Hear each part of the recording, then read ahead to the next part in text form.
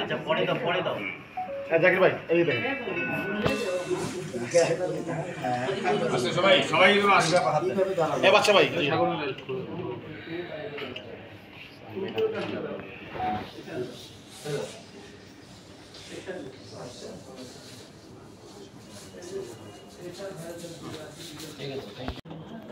কালকের ঘটনাটা আমরা হতভম্ব স্যার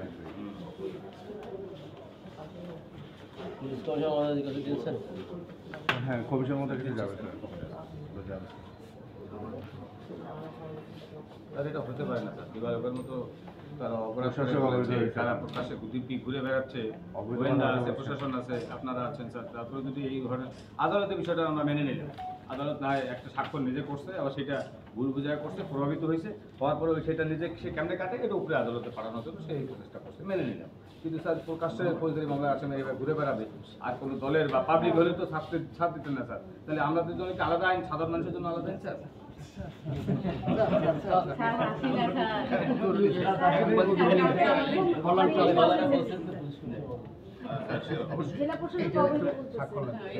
তারিখের কথাটা বলেন মানে কল্যাণ ট্রাস্টের এই ভালো পাইছে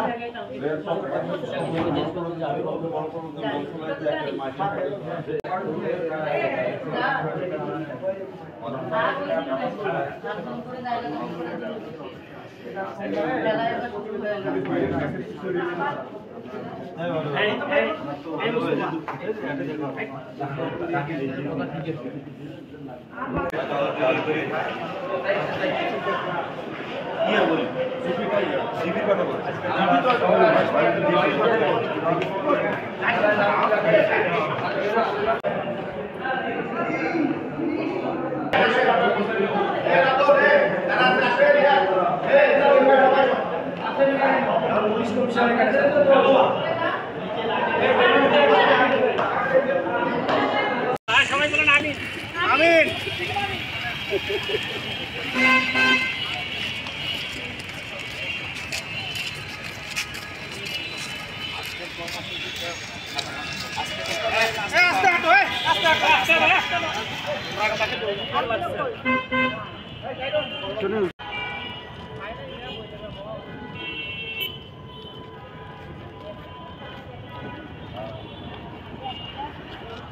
সেই মামলা আসলে প্রকাশ্য ঘুরে বেড়াচ্ছে নানা অপতৎপরতা করে বেড়াচ্ছে সরকারকে প্রশ্ন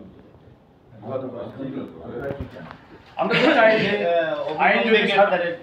আইন যদি সাধারণ মানুষের জন্য একই রকম হয় আমাদের দেশে নাই আমাদের মেট্রোতে এটা কিন্তু পিবিআইতে চলে গেছে আচ্ছা আপনারা জানেন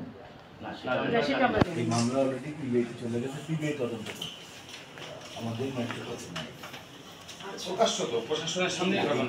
তদন্ত করতেছে পিবিআই আলাদা একটা সংস্থা এটা আপনাদের দাবিটা ওদের কাছে তুলতে হবে তারা মামলাটা তদন্ত করতেছে তারপর বিষয়টা যদি আপনারা নজরদারিতে রাখার জন্য একটা আমরা সেটা রাখতে পারি কিন্তু যেহেতু তদন্ত করতেছে এটা তাদের কাছে এজাহার নামীয় আসামি যারা আছে আমরা স্মারকলিপিতে ওখানে একবার উল্লেখ করে দিয়েছি এজাহার নামীয় আসামিরা তারা বিভিন্নভাবে তৎপরতা চালাচ্ছে সাধারণ যারা রংপুরে কর্মরত যারা গণমাধ্যম কর্মী আছে তাদেরকে বিভিন্নভাবে হেয় করবার জন্য আঘাত করবার জন্য এবং সরকারি যে সম্পত্তি আছে এগুলো তারা বিনাশ করবার একটা চেষ্টা করছে এই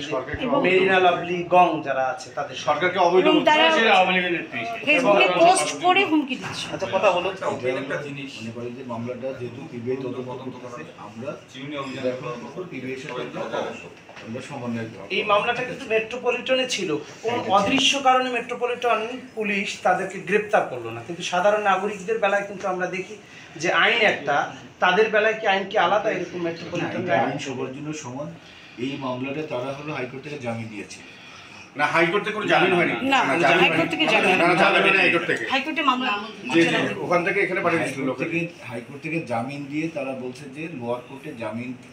যে টাইমটা ওই পার হওয়ার পরে তাদের লোয়ার কোর্টে সারেন্ডার করতে বলা হয়েছিল সারেন্ডারটা তারা সারেন্ডার করে নেয় যেহেতু সারেন্ডার করে ওই সারেন্ডার না করায় ওই টাইমটা পার হওয়ার পরে তাদের ওই আদেশটা কিন্তু আর বহাল থাকলো না ঠিক আছে তাদের জামিন পিরিয়ডটা পার হয়ে যাওয়ার পরে তাদের ওইটা বহাল থাকে বহাল না থাকার কারণে তখন কিন্তু তারা আবার মানে ওই জামিন আদেশের বাইরে যাওয়ার কারণে তাদের